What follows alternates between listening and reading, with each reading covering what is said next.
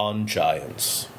Mounds, Monsters, Myth and Man, or Why We Want to Be Small, by Brad Lockwood. Copyright 2010, Brad Lockwood, all rights reserved. Friday, 11:45 a.m. Effigy Site northeast of Tonawanda, New York. Bill+Campbell is one to trust. He was the first person I called before being routed to Dave Berg by another local when I knew I was coming home to find the Giants. And over the phone and atop that hill inspecting our fort, when Dave mentioned a Hopewell mound near Narrows Road, I knew whom to call. Again. The Campbells have been farming southwestern Little Valley along Narrows Road, bordering Napoli and Conewango for over a century. And Bill Campbell, at 76, has forgotten more than most others know.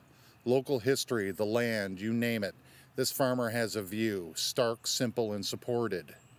I learned this years ago while researching the history of my family in the area, wondering how the earliest woodsmen and farmers cleared such vast terrain. Feeling selfish for asking a busy farmer to spend an hour or so educating me, Bill Campbell didn't disappoint. The hilltops were first to go, he explained. It's easier to roll felled tree trunks downhill. The first farms weren't in the fertile valleys but high above. He knew it all, and from experience, the Campbell family farm is above as well, reminiscent of Missouri, rolling fields and gullies, hundreds of feet atop Little Valley. He knows the people in psyche too, putting it mildly. I learned more about my home area from a non-relation yet veteran agrarian than from all the written local histories combined. In describing my family, our wealth and position for making cutlery in the early 1900s, Bill didn't hold back, smiling and reflecting, saying, "The biggest turd on a pile of shit." I'd come to him for the truth, and that's exactly what I got. Now I've returned. Phoebe can't stop staring at Bill's hands, enormous claws for an average-sized man, about 5'8", not counting his straw hat. Not average, though, agrarian. We learn this immediately, picking up Bill to go see the Hopewell mound Dave mentioned. As we pull away, a truck full of wood arrives. "Can you give me a minute?" He asks, and I stop. Bill has traded half a field of alfalfa for several loads of split wood. 2 cords per load. Rather subjective, really. He says with that smile, jumping out of our SUV and onto his tractor. Before this load can be dumped, the others must be stacked swiftly, so Bill powers the bucket forward, slamming the split wood into the rear wall of the covered stall, again and again, gaining room for this load. And when it's dumped, we all watch as Bill spins the tractor tires back and forth, a half field of alfalfa worth forced inside for the winter's warmth. A minute has become 20, but we're content, witnessing a man of the earth organize his load, land. Even Stewart is composed for once, sitting in the back of the truck, hypnotized, amazed at this man. Finished, he returns. "Sorry." We're off, down his road and around the bend, to his other fields. "I believe you'll be disappointed." He tenders, pointing up off the road, directing me to hit 4x4 and enter the fields. "I came up here maybe 65 years ago. It wasn't much then. I doubt it's much now." Finding this site is much easier than the fort with Dave yesterday. Thank four-wheel drive and budget car rental for that. We didn't want an SUV, but accepted this one with a 5% discount, which hardly covers the additional gas this beast burns. It's come in handy, though, especially the far rear compartment where we store Stewart when he's stinking. Avoiding the woodchuck holes with Bill's guidance, we scale his fields, then follow the tree line to the peak. Another ancient site overlooking a valley. How convenient is that? "It's about 50 feet into the woods, near the top."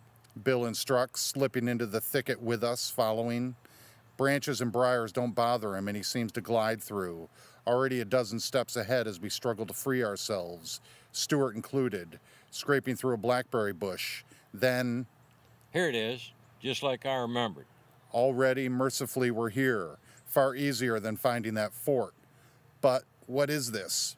A modest pile of stones on a hilltop facing southwest. For warmth, perhaps a ceremonial ode to the movement of the sun. 10 foot long and maybe 6 foot wide, oval, an ambivalent yet innocuous hump of stones in the woods. "Told you you'd be disappointed." Smiles Bill. Phoebe's frowning. Stewart's off rolling in ecstasy again, death musk required once more, as well as another hurl into the lake afterward. But I'm not disappointed whatsoever. It's obviously a burial, an effigy, no mound but obvious, and already looted. Bill swipes his foot over the divot, 2 foot round and deep, in the top of the pile. This was here 65 years ago.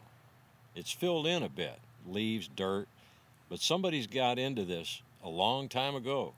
Woodchucks, woodsmen, later settlers, farmers, antiquarians, authors. Who knows how many have dug here? And it's still significant. Where else would they dig? What caught my attention is these rocks. Bill says then, kneeling and grasping one of the hundreds of stones in his giant hands, the stone that once enclosed whomever this burial site was intended for, is now encased in his hand. They're unglaciated, see? He explains, running a finger over a sharp corner. Thinking, considering a term like unglaciated, it makes sense, especially coming from a farmer. Campbells have been turning fields in this area for over a century, Bill for 6 decades, and these stones caught his eye. I never see these. Rounded, compacted, filed down by millennia of snow and ice slowly moving, grinding. Glacial stones show signs of their creator. But these here, hundreds purposely, posthumously gathered to entomb an individual, are all lacking signs of similar wear and age. Older? Prehistoric bricks, bearing a red tint, weathered normally, lacking the fierce friction of the glaciers. Why would the person doing the entombing go to such lengths, distance and effort, to gather only these stones? Slate and conglomerated stone are everywhere, found only a few hundred feet away in any stream bed. Why use only these? And then there's the reality of these burials. Documented and authenticated, almost all ancient burials, mounds and modest stone effigies like this one, show signs of burning rituals. Dave Berg mentioned signs of fire within the stones he found while staring at deer, too.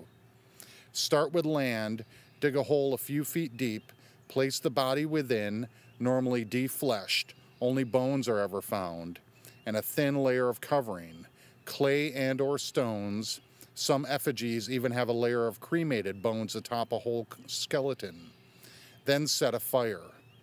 A layer of ash is always found inside these tombs, above the body, below another thick layer of stone and soil, and may be burned again for good measure.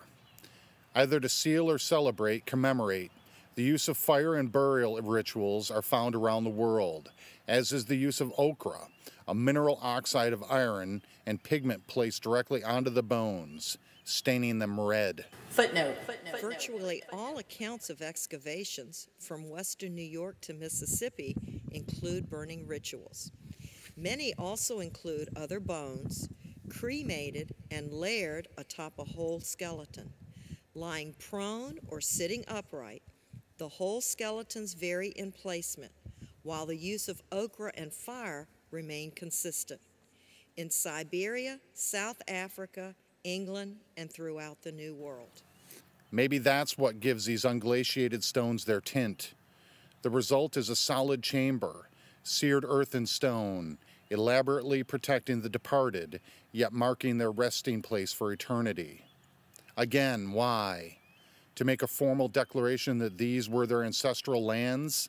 To revisit, pay homage, yet also protect from predictable desecration? Or reburials? Intrusive burials are often found among these sites. It's innate, really, and earlier people bury their dead in a formal fashion, then disappear, replaced by another people, and these sacred sites get reused.